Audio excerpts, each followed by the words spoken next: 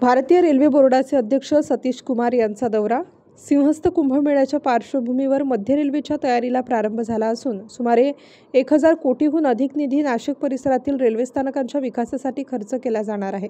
सिंहस्थात होणारी संभाव्य गर्दी लक्षात घेऊन कसबे सुकेने, ओढा आणि खेरवाडी येथील रेल्वे स्थानकांचा विकास नियोजित असून त्या पार्श्वभूमीवर रविवार दिनांक 3 रोजी सकाळी भारतीय रेल्वे बोर्डाचे अध्यक्ष सतीश कुमार व मुंबई आणि भुसावळ येथील वरिष्ठ अधिकाऱ्यांनी या तीनही स्थानकांची पाहणी केली.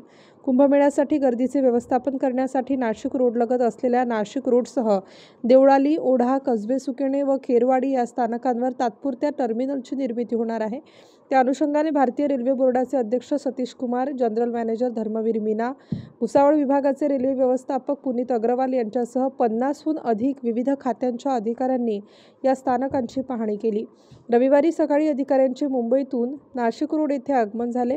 सर्वप्रथम त्यांनी कसबे सुकेने रेल्वे स्थानकावर देशाच्या विविध राज्यातून येणाऱ्या महाकुंभ विशेष ट्रेन थांबविण्याचे नियोजन आहे. तसेच गर्दीचा अंदाज लक्षात घेता प्रवाशांची बसद्वारे तपोवन, साधूग्राम, रामघाटापर्यंत वाहतूक करून कसबे सुकेने, खेरवाडी, ओढा येथील रेल्वे स्थानकावर या विशेष ट्रेन सोडल्या जाणार असून येथेच प्रवाशांची चढ उतार केली जाणार आहे, अशी माहिती रेल्वेच्या विश्वसनीय सूत्रांनी दिली. स्टार न्यूजसाठी मोहसिन पठाण, नाशिक.